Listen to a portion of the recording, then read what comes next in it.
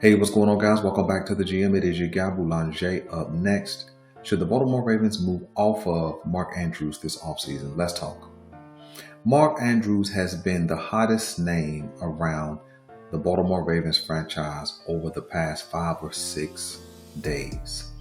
We understand how the game ended last week, and we understand the two plays that Mark Andrews did or did not make in that fourth quarter. Of course, we're talking about the fumble and then the dropped 2-point conversion. And he has been villainized and in some ways victimized because of his inability to complete either one of those plays.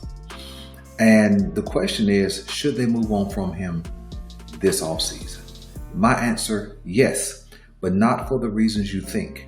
Not because of the fumble, nor for the drop pass in the end zone, but for a much different reason. The reason I believe the Baltimore Ravens should move on from Mark Andrews is because of the human element. You see, because of what I do for a living, I understand how a situation that Mark Andrews found himself in can never be forgotten, right?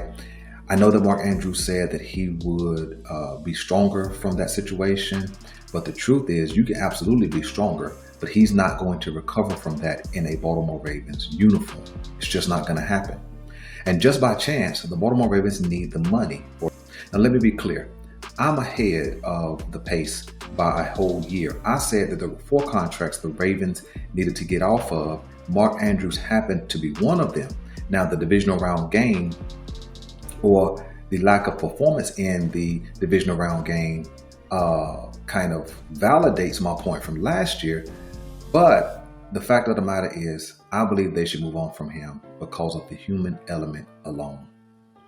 There is no way that Mark Andrews recovers from this and gets back to his normal top-notch playing level.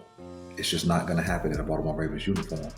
You see, when you had that kind of situation happen in front of the whole world, and you have hundreds of thousands of fingers pointing at you for the blame of that game, whether shared blame, sole blame, partially blamed, it doesn't really matter. He's going to feel that pressure every single time he steps on a field. If it's on the practice field and the ball's coming towards him, he's going to think about, oh my gosh, what if I drop it? When he's in the preseason, if he ever plays in the preseason, he's going to be thinking about his performance from last season. You see, people can do a good job distracting themselves, putting things out of their mind until they're confronted with a very similar issue. See, imagine Mark Andrews in a Baltimore Ravens uniform playing in the regular season and he has a drop. How is the crowd going to respond to that? How is the fan base going to see him? Right? What if he has multiple drops over a series of games? You see, Mark Andrews knows this, right? He's felt pressure before. He understands his playoff resume doesn't include any playoff touchdowns for his younger successor, Isaiah Likely has multiple playoff touchdowns. He performs well in big games. And so there's always going to be a clamoring for Isaiah Likely to take over for Mark Andrews. That pressure is now going to be paramount.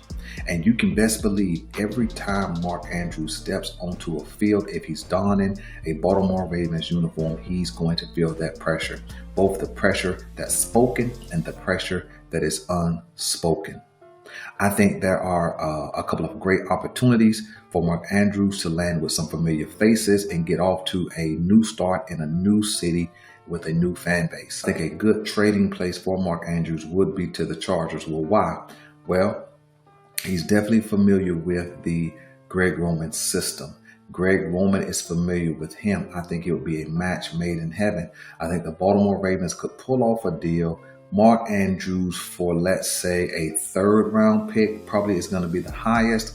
But since his stock is low, it's probably going to be more like a 4th and a 7th, something like that.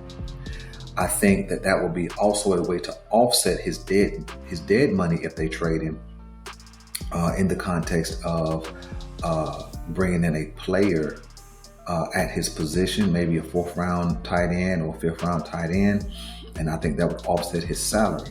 I think that would be a practical landing spot for a Mark Andrews, and the Chargers, they do need a tight end. I think another practical landing spot for Mark Andrews is out in Seattle with Mike McDonald. I think that's his name. I always get his last name mixed up, but he knows Mike and Mike knows him. So I think that will also be a practical landing spot as the Seattle Seahawks could benefit from his skill set, his leadership, things of that nature. And so I think that those are 2 practical landing spots for a guy with the talent of a Mark Andrews. You see, I'm not suggesting that he can't play anymore. I'm not suggesting that he's not talented. I'm not suggesting that he doesn't need a second chance. I just think for the mental part of it, right? For the mental wellness of it, he definitely would need a fresh start in a new city where the fan base has nothing against him. Because you can best believe if he drops balls next year, and he will, because no player is perfect, we will absolutely be crushing him. And so I think it's going to be easier for Mark. I think it'll be easier for the Ravens if they just go ahead and flip him.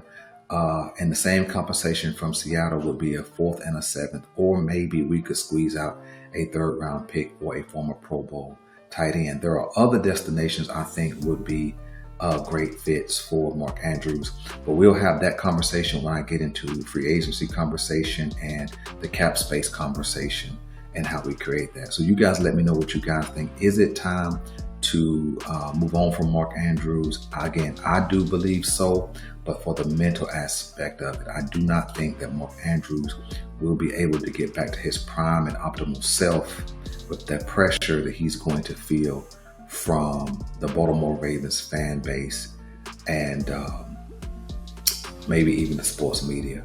So I'm your guy, Boulanger. This is the GM, and I'm out.